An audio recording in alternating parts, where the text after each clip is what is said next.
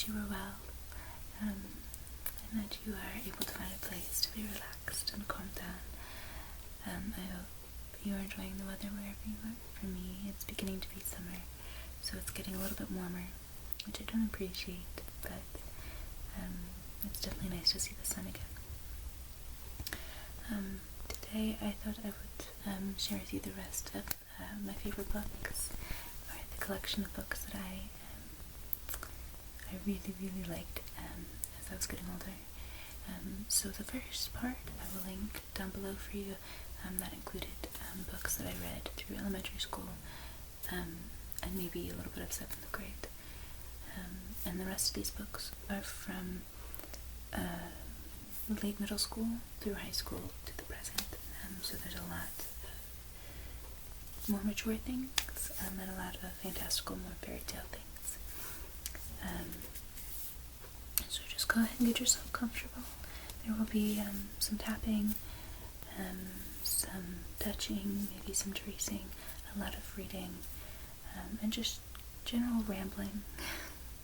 I tend to get a little rambly about books. They are one of my most favorite things. So the first stack of books I will show you are books that I read in 7th grade. Let me pick the 7th grade books out. 1, 2. Books that I read in 8th grade.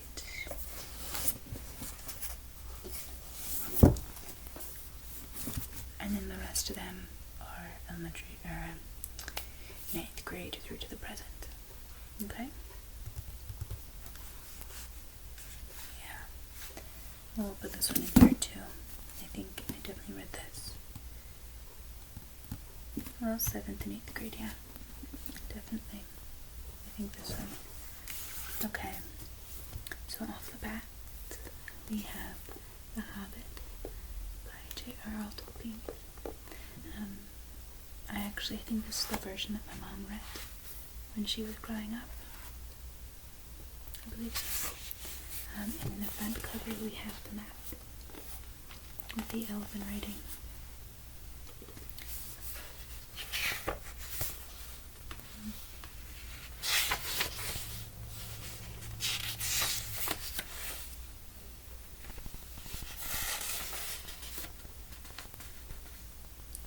This was the version that my mom read, because it was printed in 1973.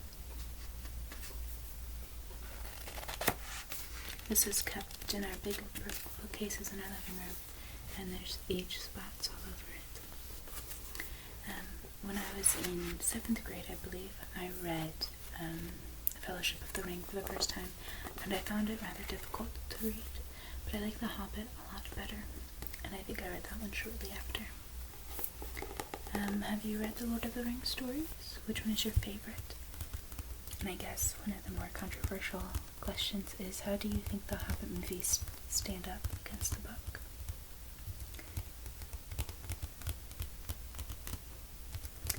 There is a song that I listen to by a band called Carbon Leaf, and I think their song Any Given Day would have been perfect for the Hobbit movie.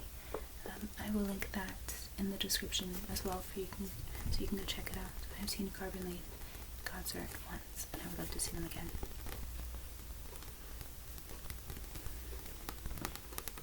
For those of you that don't know Lord of the Rings, or for those of you that just need some reading, here we go. Bilbo Baggins was a hobbit who wanted to be left alone in quiet comfort, but the wizard Gandalf came along with a band of homeless dwarves.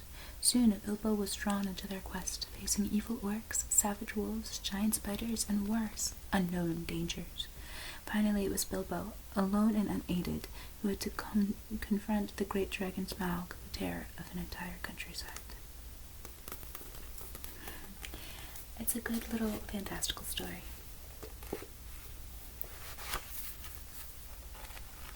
But I do definitely think that I prefer this to the Lord of the Rings books, but I've never finished the trilogy, so I guess that opinion is a little without base, I guess. So the second one, and this one has a really nice sound to it.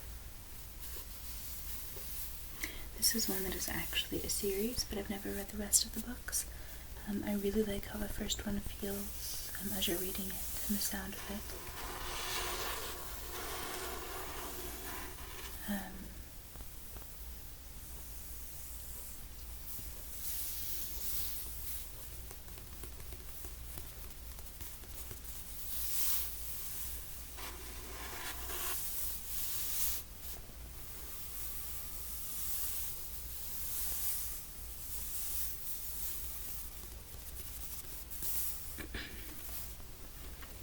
This book I read multiple times.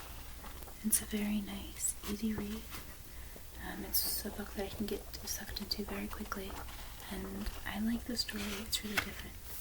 This one is the Demon Trapper's Daughter. I apologize, I'm not good with words this evening.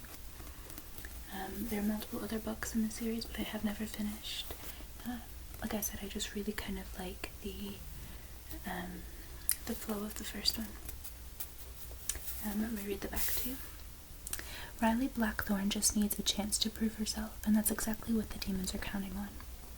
17-year-old Riley, the only daughter of legendary demon trapper Paul Blackthorn, has always dreamed of following in her father's footsteps. The good news is, with human society seriously disrupted by economic upheaval and Lucifer increasing the number of demons in all major cities, Atlanta's local Trappers Guild needs all the help it can get, even from a girl. When she's not keeping up with her homework or trying to manage her growing crush on fellow apprentice Simon, Riley's out saving distressed citizens from foul-mouthed little devils, grade 1 hellspawn only, of course, per the strict rules of the guild. Life's about as normal as can be for the average demon-trapping teen. But then a grade 5 geofiend crashes Riley's routine assignment at a library, jeopardizing her life and her chosen livelihood. And as if that wasn't bad enough, sudden tragedy strikes the Trappers Guild, spinning Riley down a more dangerous path than she ever could have imagined. As her whole world crashes down around her, who can Riley trust with her heart and her life? It sounds like it's a sappy kind of love story wrapped up with action, but really it's not. I remember Riley being a very, very feisty character who knew what she wanted.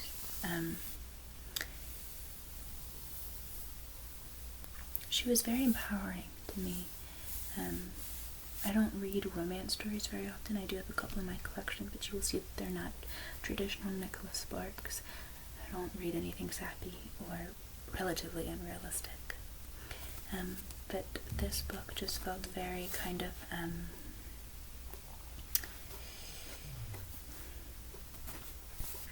it felt filled with all kinds of glorious and wonderful things apart from the romance. Like I said, it's a very, very quick book to read. I think if I sit down and read it, I can read it in 2 days.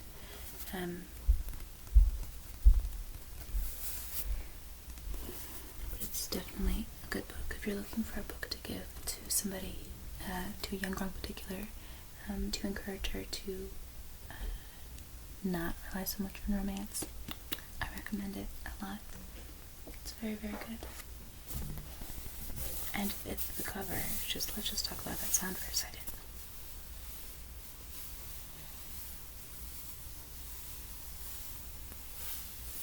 Plus, I'm a Christian, and so reading things about demons and devils is always interesting to me, and I appreciate this book.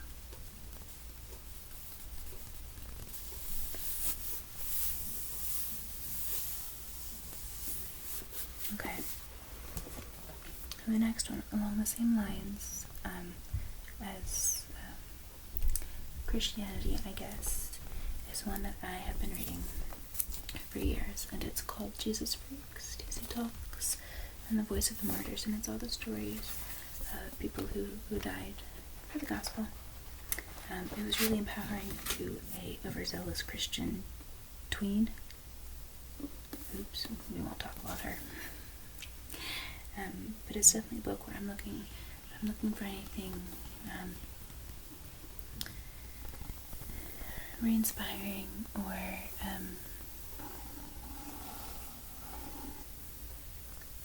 to re-encourage my faith. This is kind of the book that I go to. And then the inside cover says there are more Christian martyrs today than there were in AD 100 in the days of the Roman Empire. Now, in the 21st century, hundreds of thousands of Christians are martyred around the world every year. And that's very true, and it's kind of scary and kind of sad. But I am forever thankful that I live in a country where I'm not persecuted.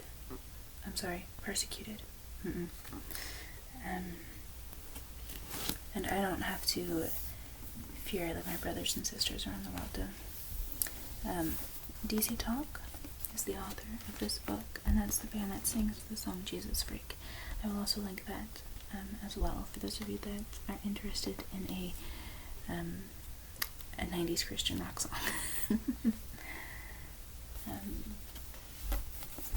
But the stories in here range from 1950s North Korea to the USSR in 1870 to the Columbine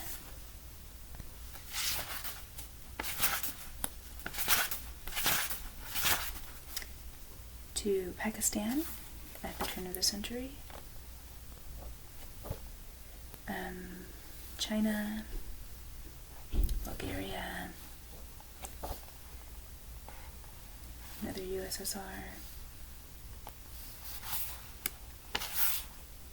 Indonesia. There's a couple from the Middle Ages in here. Lebanese Civil War, 1931 in China. Romania, Roman Empire in 250, and then in England in 1555. So there's all kinds of powerful stories in here with quotes from C.S. Lewis,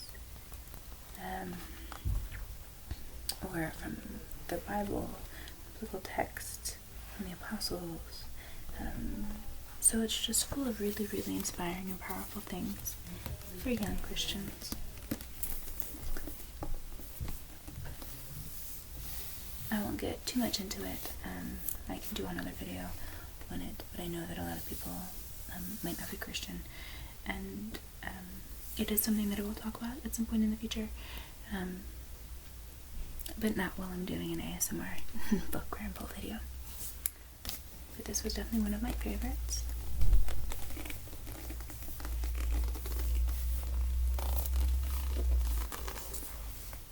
Okay, this last one for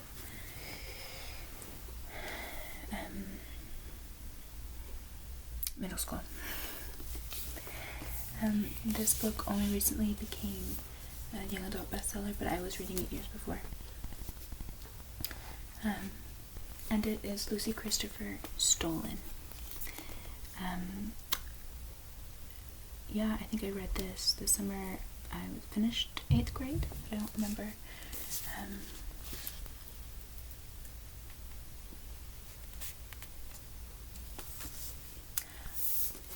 I will read the back of the book, and then I will read the inside cover. Stealing Beauty. You tilted my face and said something. Everything about you was fuzzy, floating on the trash fumes. Your beautiful mouth was moving like a caterpillar. I reached out and tried to catch it. You took my fingers in yours. Some part of me understood, and I started to get undressed. It sounds sketchy, I know, but hold up. You saw me before I saw you. You had that look in your eyes, like you wanted me for a long time. A girl, Gemma, at the airport on her way to a family vacation. A guy, Ty, rugged, tan, too old, oddly familiar, eyes blue as ice. She steps away. For just a second, he pays for her drink and drugs it. He takes her before she even knows what's happening, to sand and heat, to emptiness and isolation, to nowhere, and expects her to love him. This story is the letter of Gemma to Ty after she's returned home. And it plays into Stockholm Syndrome, or just general thought progression.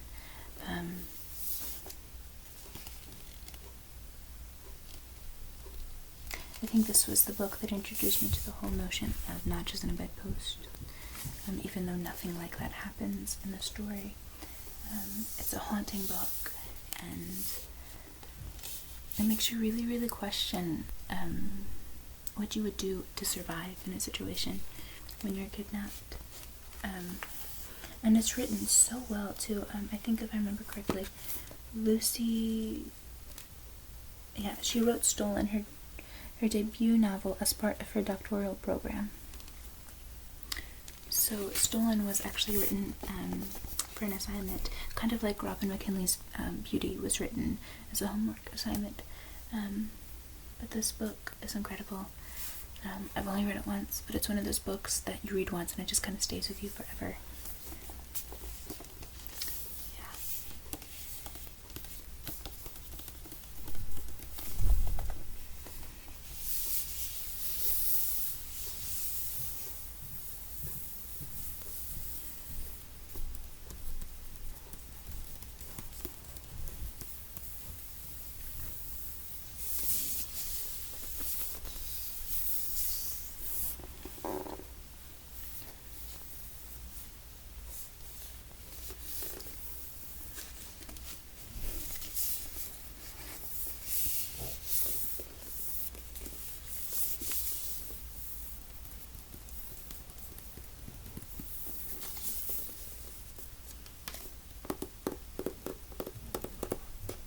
I apologize, my nails are cut rather short right now, so the tapping might not be up to par. I apologize.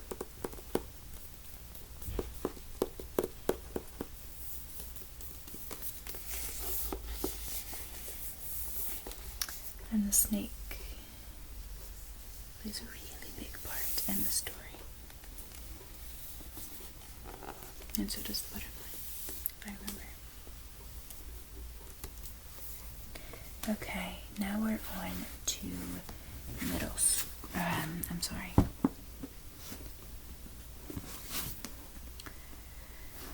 High school.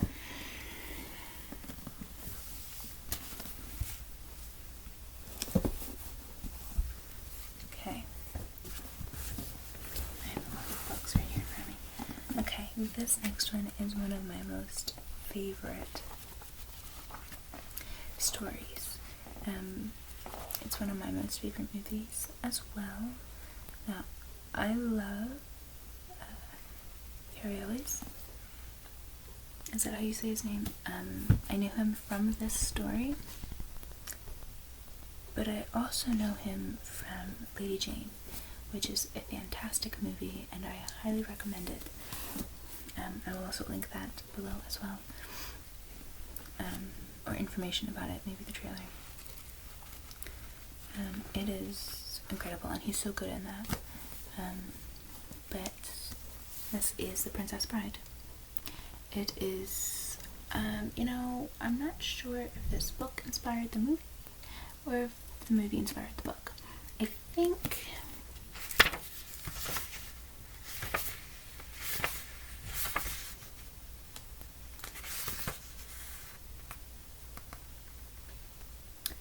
it would help.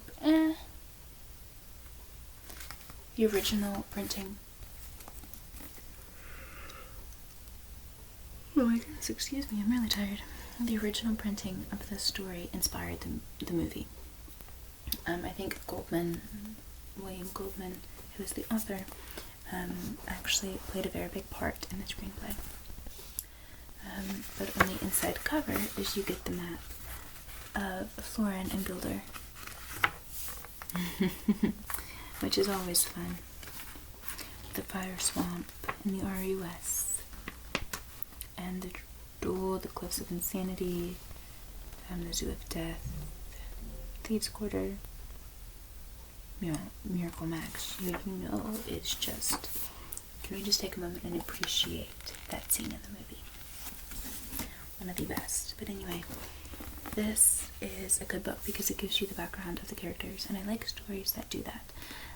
So it starts off with saying when Buttercup was born, she was not quite the most beautiful.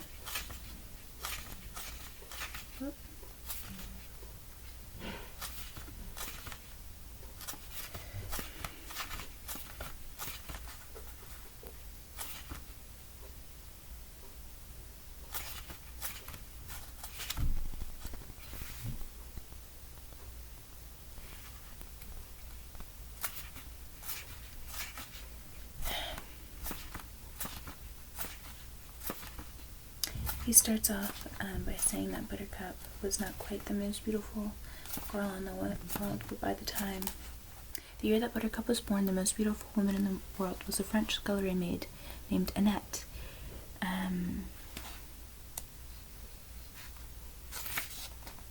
The year Buttercup turned 10, the most beautiful woman lived in Bengal, the daughter of a successful tea merchant. When Buttercup was 15, Adela Terrell of Suez on the Thames was easily the most beautiful creature.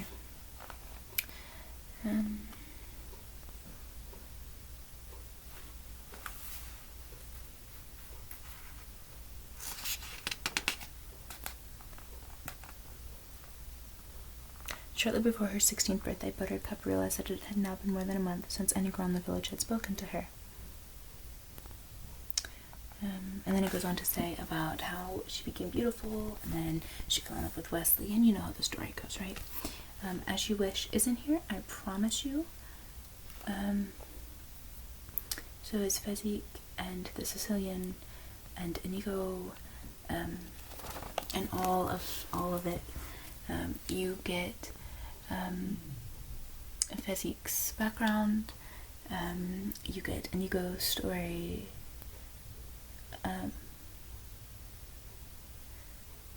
You get it all. And S. Morgenstern is apparently the author, but I think William Goldman is the true author. And so throughout the telling of the story of the Princess Bride, you get Goldman's commentary, and so it's kind of really fun back and forth looking at Goldman and the different parts of the story that it interrupts. And then at the back, there's a preview to the second book, Buttercup's Baby.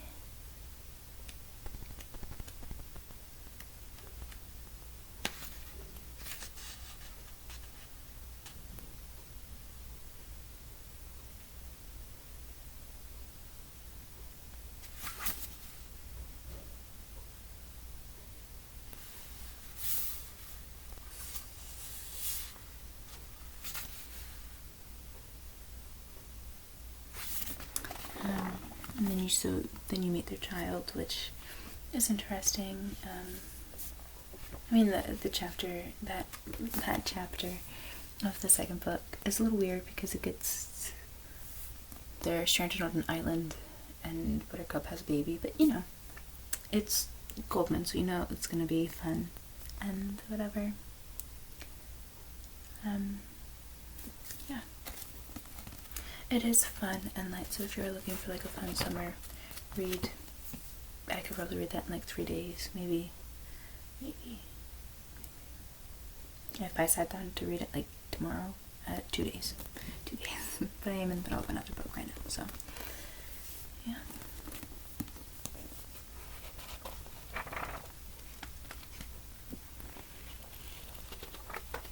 If you've seen The Princess Bride, which I hope you have, I would love to know your favorite scene or your favorite quote. I have a friend right now, and we're sending Princess Bride quotes back and forth to each other, which is a lot of fun.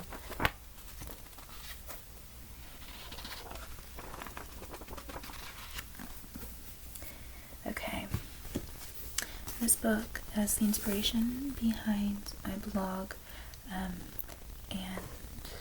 the meaning, I don't want to say the meaning behind it, but Fidelis Diem is my sort of revival, and it stemmed from this book. So if you've read the About on this channel, if you've gone to my blog and read that, I reference this book, which is Fahrenheit 451 by Ray Bradbury. This is a good book. This is a really, really, really good book.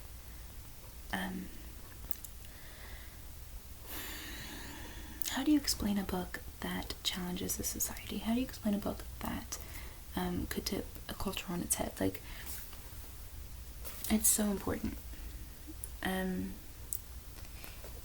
Guy Montag is a fireman. His job is to destroy the most illegal of commodities, the printed book, along with the houses in which they are hidden. Montag never questions the destruction and ruin his actions produce, returning each day to his bland life and wife Mildred, who spends all day with her television family. But when he meets an eccentric young neighbor, Clarice, who introduces him to a past where people didn't live in fear, and to a present where one sees the world through the ideas in books instead of the mindless chatter of television, Montag begins to question everything he has ever known. I think that is so important. And this is, I thought about doing this morning, or yesterday morning.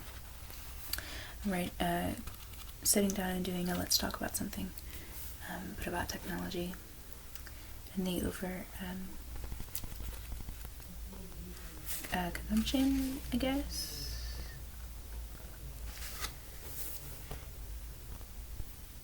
The reaching power it has.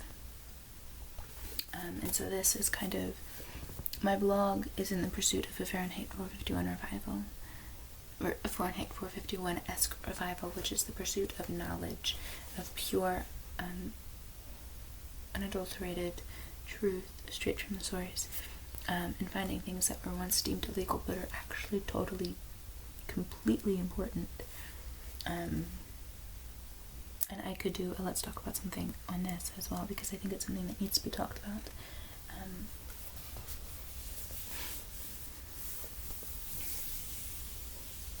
But I think it's really sad that something that was once so important to a culture, like books, and the pursuit of knowledge and ideas and education, kind of get pushed to the side or ignored or deemed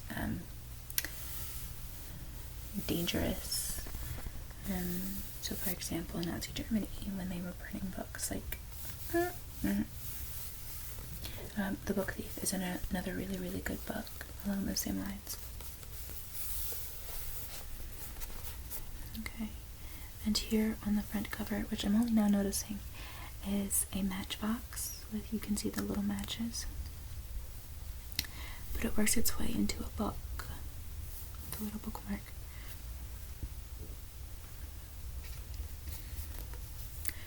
Um, 451, the Fahrenheit 451 is important, but I don't remember exactly why.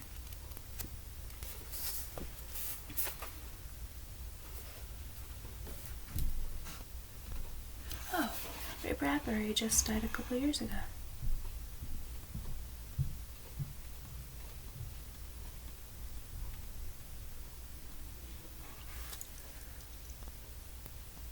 Goodness, I'm sorry I keep yawning. I had a bit of a heavy evening. A physically demanding evening. Ugh.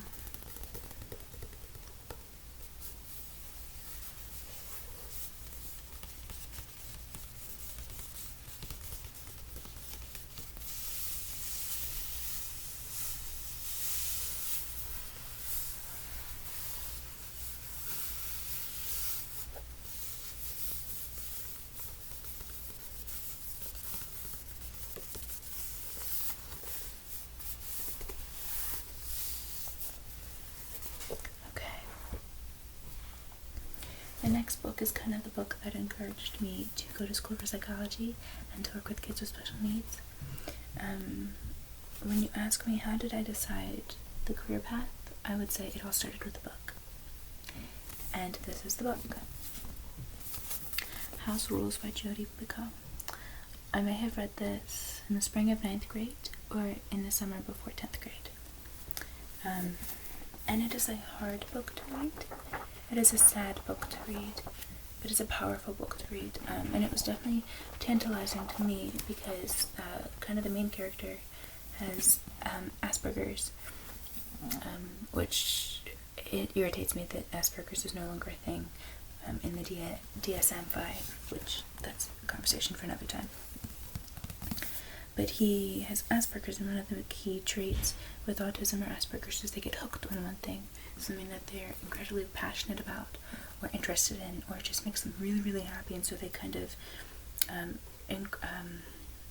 ultra focus in on it. And for the main character, Jacob, that thing is forensics, and you can imagine how that kind of spirals out of control.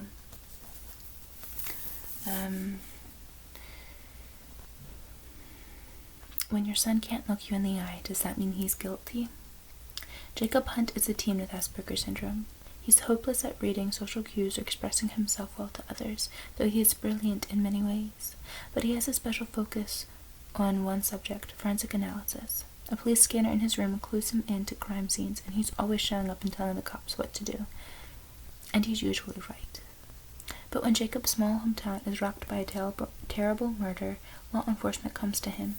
Jacob's behaviors are hallmark Asperger's, but they look a lot like guilt to the local police. Suddenly the Hunt family, who only want to fit in, are directly in the spotlight. For Jacob's mother, Emma, it's a brutal reminder of the intolerance and misunderstanding that always threaten her family. For his brother, Theo, it's another indication why nothing is normal because of Jacob. And over this small family, the soul-searing question looms, did Jacob commit murder? Like I said, it is a hard book to read. But it's an important book. I think it's very important. It analyzes the interaction between disabilities and the world. I work with a little girl who has Down syndrome at church, and this book was kind of the catalyst to get me involved in that. But you could really put any child with a disability in this Jacob spot, and it's the same basic idea of disability versus law enforcement. And it's a really, really powerful book. And I don't want to give any spoilers away.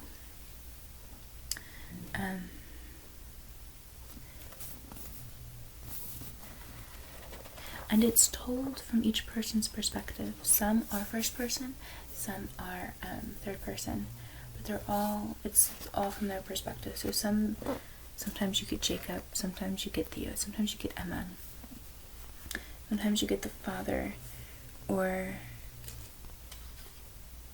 the police, or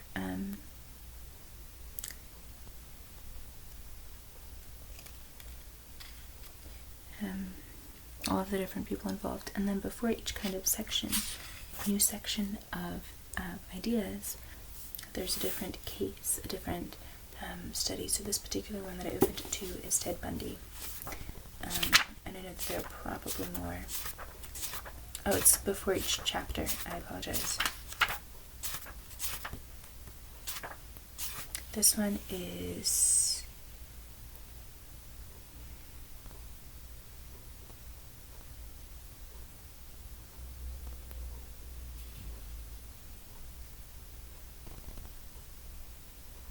Bill Cybers. Not entirely sure who he is. I'll have to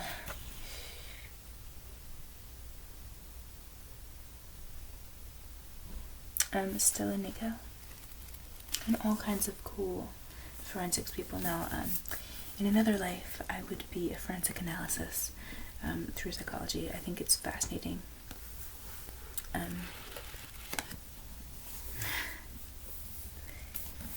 But I really like Jodi Picoult, and the way that she wrote this book. It's gentle and delicate, but yet really forceful in its examinations and explanations.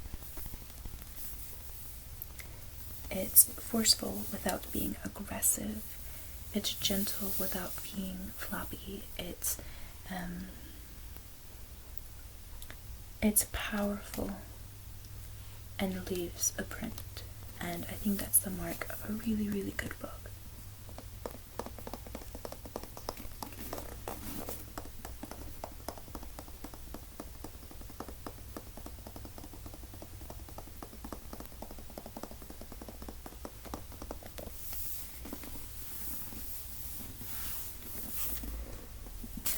The next one was another difficult book for me to read, and it was definitely, I think, 8th or 9th grade that I was reading it.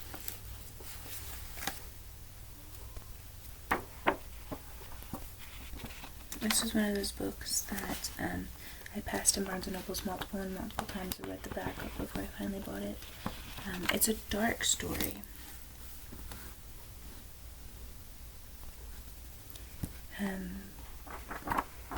But it's also kind of really light and really cool. And it's Revolution by Jennifer Donnelly.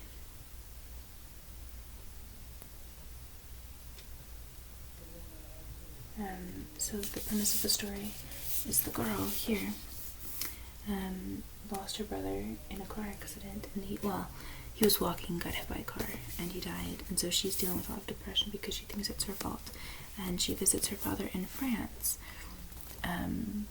during Christmas, I think it's Christmas, and discovers a journal written by a young girl about her age during the French Revolution with Robespierre, and the interplay between the two characters and how they grow, how she grows.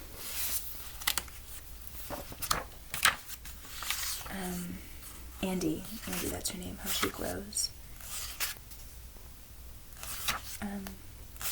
It's just incredible. And the writing is a lot of fun as well.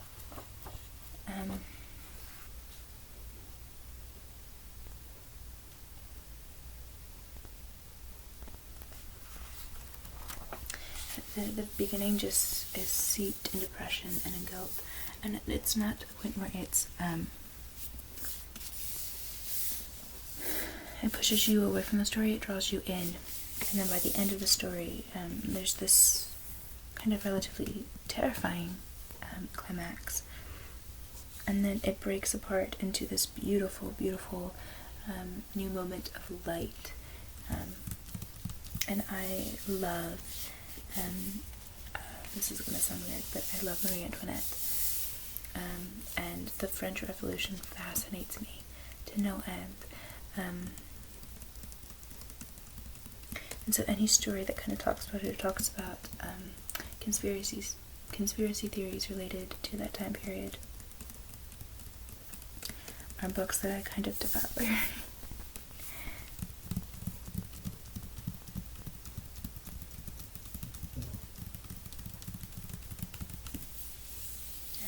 It's a good book. It's a good summer book, I think, one where you don't need to try to be dealing with other people while you're reading it, because it is heavy.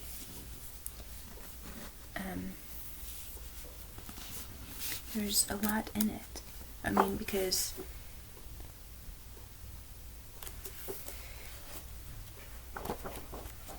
you're talking about the French Revolution as it's happening, and you're talking about depression,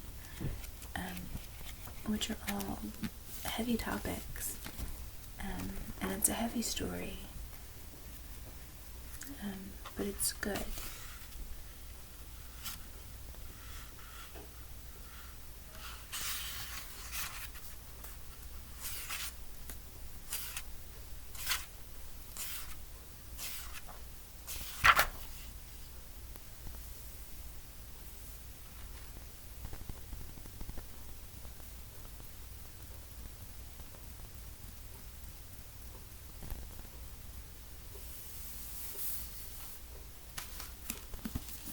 It's really, really good. I haven't read it for a couple of years because, again, it's one of those books that you read once and it just stays with you. Okay, the next book I read for the first time. I did read for the first time in 8th grade, but I've read it 3 or 4 more times since. And it is my most favorite book in the entire world. There are just 1 or 2 that come close. I have one here that is very close, but this is the book that no matter how many times I read it, it gives me goosebumps. And it is Jane Eyre by Charlotte Bronte.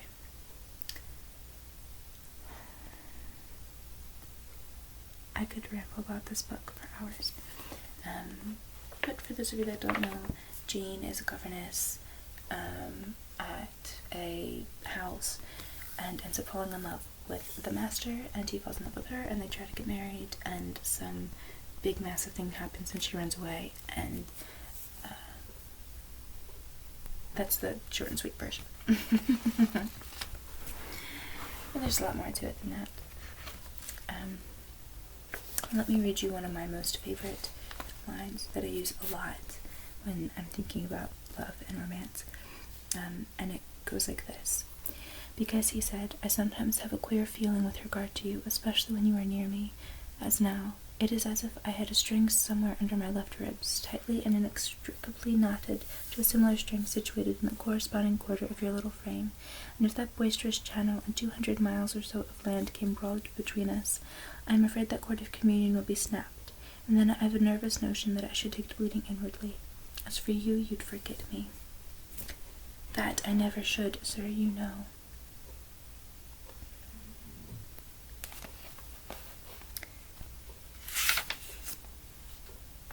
And then this is one of my most favorite. I might get it as a tattoo. I am no bird, and no net ensnares me. I am a free human being with an independent will. That's important. I love Charlotte Bronte. I've also read Wuthering Heights by her sister. Oh, shoot. Wuthering Heights is Anne. Right? Anne Bronte. No, it's not. It's Emily Bronte. It's Emily. Emily Bronte. I like that story. My mom doesn't. But she likes Great Gatsby and I don't. So you always gotta have some, some arguments. I could ramble about this book for ages. My goal is to find a beautiful, beautiful old book, a Jane Eyre, a beautiful old copy. I have an old copy of Anna Karenina. I have an old copy of Judah Ben-Hur, an old copy, multiple old copies of other books of Gone with the Wind. But I want to find an old version of Jane Eyre and an old version of the next book, because they're some of my most favorites, and so I'd love to have books that have survived through history.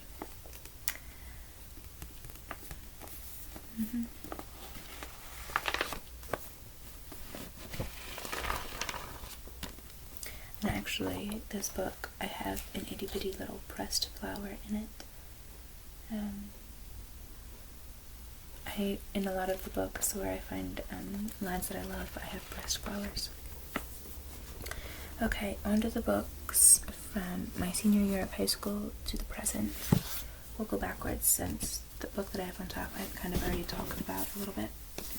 So, these are books I read kind of the same summer. I went through a period of time where I read a powerful personal story. So I think this was the year that I got Humans of New York for Christmas. And I was really big into stories about real people doing incredible things. And so the first one that I read is Laughing at My Nightmare by Shane Burcall. He has muscular dystrophy.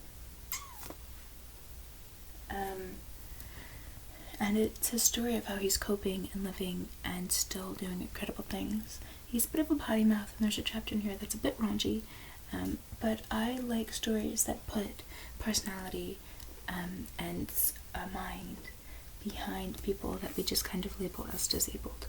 Another really good book for more middle school age is Out of My Mind by Sharon Draper. And it's the same basic thing, except the character in that story has cerebral palsy and can't speak, but it still puts a soul and a mind behind a diagnosis. It's the same thing here. So on the back of this, it says he's lying flat on his back, and he says, well, this is unfortunate. I have been in a wheelchair since I was 2 years old and have relied on other people for pretty much every aspect of staying alive since I was born.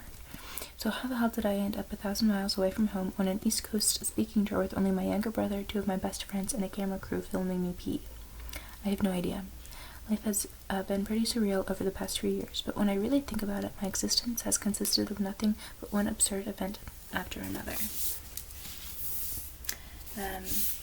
So on the inside, Shane Burcall is not your typical 21-year-old, wise-ass blogger with an enthusiasm for life and all of its bizarre and beautiful moments.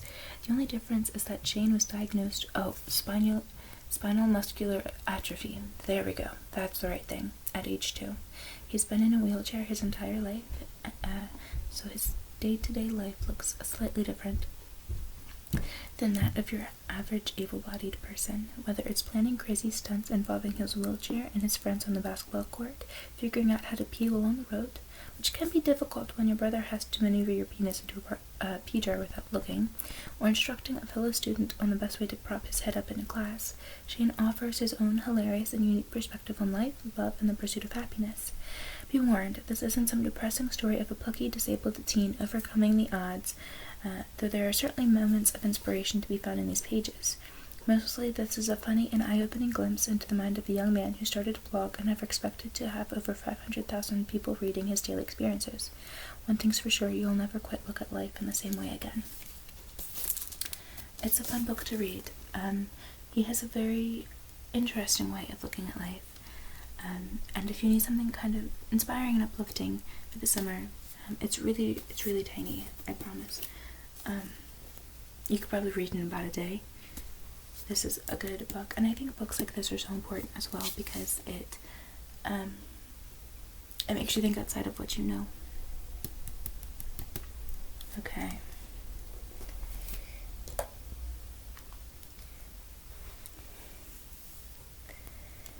Okay, the other one is a hard book, but it's a book that I love and I want everybody to read. This one you could also probably read in a day. The back is, at the age of 12, Ismail Bea fled attacking rebels in Sierra Leone and watched a land rendered unrecognizable by violence. At 13, he'd been picked up by the government army, and Bea, at heart a gentle boy, found that he was capable of truly terrible acts. At 16, he was removed from fighting by UNICEF, and with the help of the staff at his rehabilitation center, he learned how to forgive himself, to regain his humanity, and finally to heal. This is an extraordinary and mesmerizing account told with real literary force and heartbreaking honesty. And it's called A Long Way Gone. Memoirs of a Boy Soldier. This book hurt to read. It hurt. He saw his brothers killed in front of him. He saw his friends die. This incredible man suffered some of the worst things that I could ever imagine. And his writing is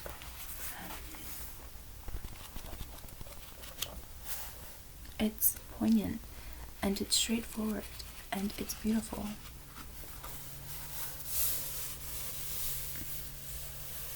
It is a hard book to read, but I really recommend it.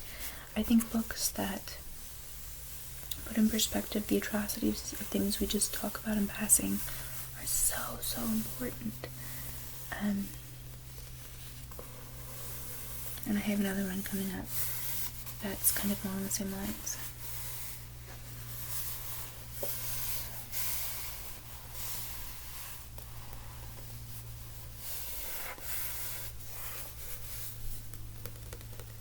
Be prepared to read this book and to cry.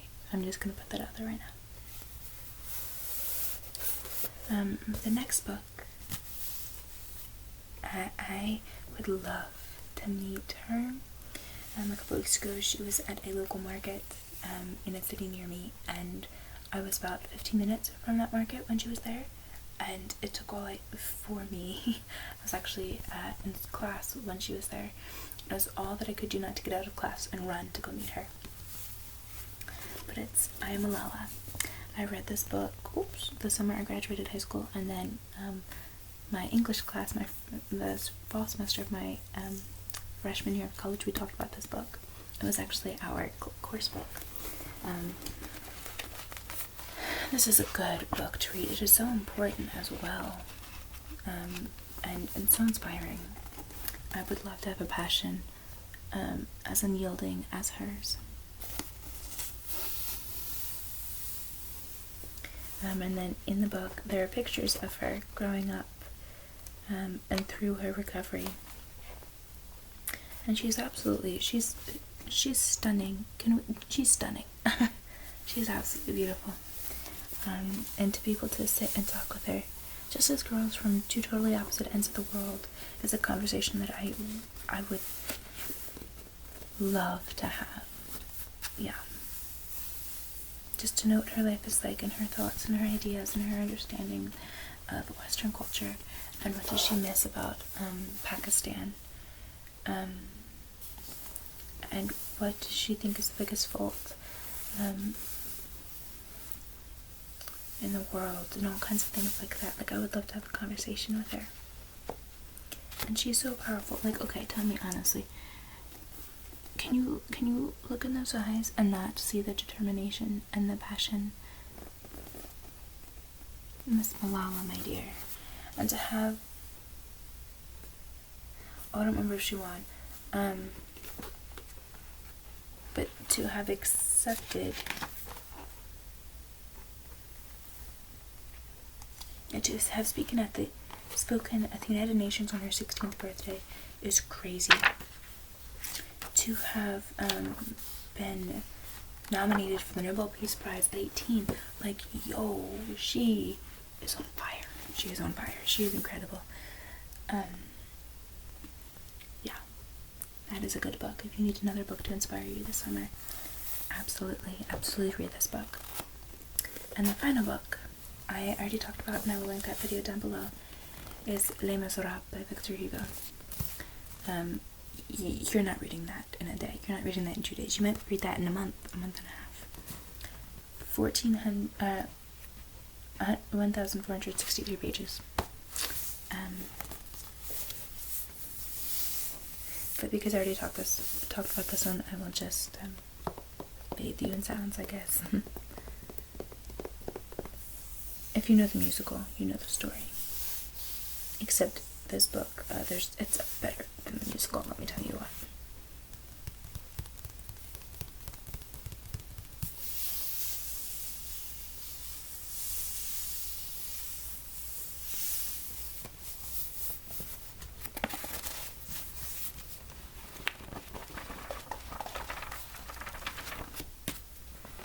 I've underlined so much in here.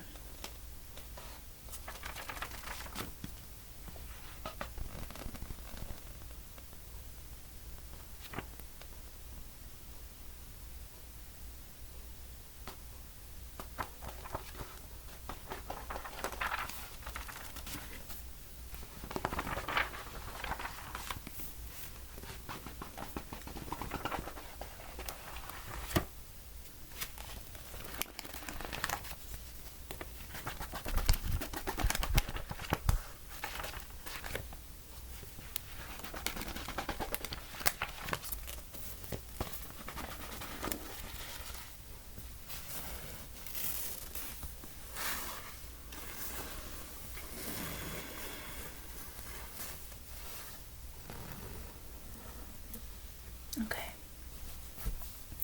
I feel like I've rambled for long enough now, although as I was going through that last book, I realized that there are several books that I left out. So The Color Purple by Alice Walker is another one of my favorites. That is a book that really made me question a lot, which I think is important that books do that. I also, and they're actually sitting right above me, so I can't believe I didn't grab them. But The Lunar Chronicles by Marissa Mayer, really good, really good. Actually, that series is inspiring, or was partial inspiration behind the book that I'm writing. And the series of Unfortunate Events is another set of books that I really like. But their sounds are pretty much the same to the ones that I've had, so you're not missing much, I guess. If you're still awake at this point, kudos to you. But I would also love to know, are there any books that you loved when you were in middle school and high school, and even as you've gotten older? Have you read any of the books that I've talked about? If so, what did you think of them? Would you be interested in reading them? Books are really important, and I'm trying to read a lot more over the summer, but I'm getting a little bit distracted. I think that's okay right now. Okay. I hope you are now feeling very relaxed, and that you've been able to get things done. If you had this as background noise, I will have something new for you shortly. for now.